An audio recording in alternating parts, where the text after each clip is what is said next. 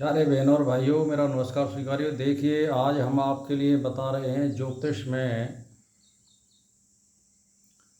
जन्म, लगन और सप्तम स्थान में हम दो योग बता रहे हैं। सप्तम स्थान या लगन में गुरु और चंद्रमा किसी भी राशि में हो तो कहने का मेरा मतलब ये है, उसमें दैवी शक्ति प्राप्त होती है।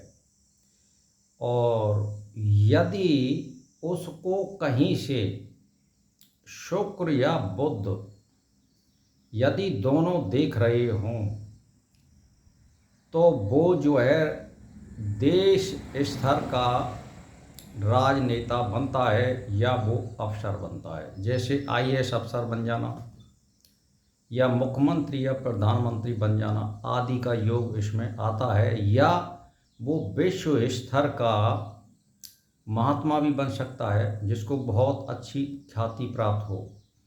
तो ये इस तरह का योग है। अब यदि इसी में दूसरा योग है कि स्थान वही है, जन्म लगन हो या सप्तम स्थान हो,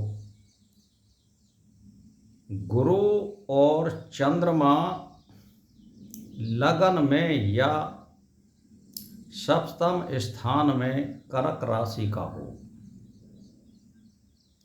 ये प्रथम श्रेणी का इसमें योग है। उसमें विशेष दैवी संपन्न शक्ति होती है और वो चरित्रवान होता है और परमार्थ करने वाला होता है, धर्म और ईश्वर में आस्था रखता है और वो नेतृत्व करने में माहिर होता है और जनता उसका पीछा करती है, जनता उसके वचनों में विश्वास करती है। यानी विशेष देवी संपन्न शक्ति होती है।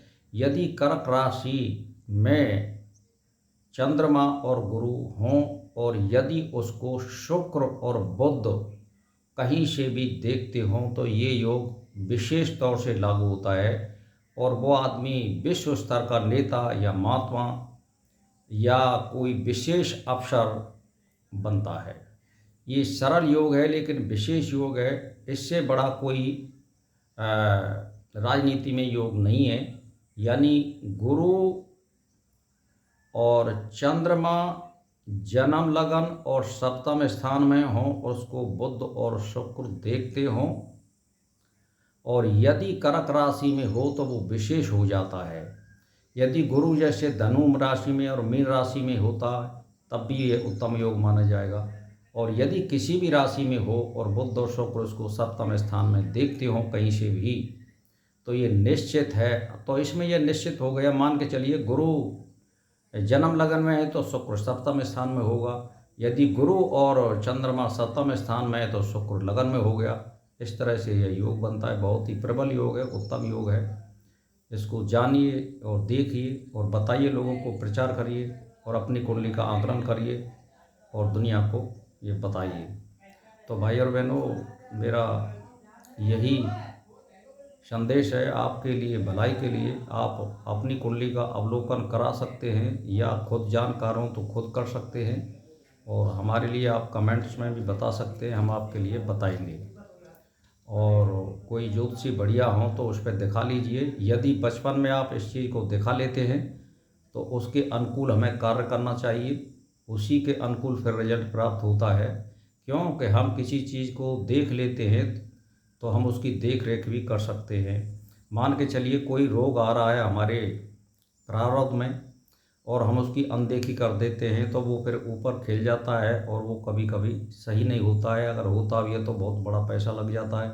इसीलिए हमें योगों को अगर बचपन में जान जाते हैं तो उसके अनुरूप कार्य करने पर हम उसमें विशेष सफलता प्राप्त करते हैं। जैसे मैं आपके लिए बता दूं, मान के चलिए किसी का डॉक्टरी प्राप्त करने का योग है और वो पढ़ा लिखा नहीं है तो वो डॉक्टरी कैसे करेगा।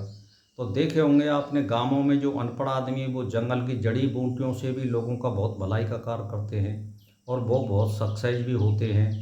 या आपने देखे होंगे हड्डी वाले जो गांव में बनाते हैं, चढ़ाते हैं, उतारते हैं हाथों को पाँवों को, अनेक जगह के वो ठीक भी कर देते हैं 50-60%, और सस्ते में भी कर देते हैं। तो ये डॉक्टरी का योग है, अनपढ़ आदमी को भी मिलता है, ऐसी बात नहीं है।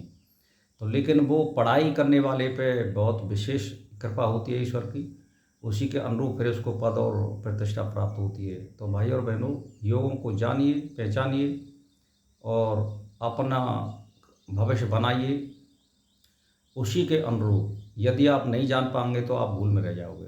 तो भाई और बहनों, मेरा इसी के साथ नमस्कार स्वीकार।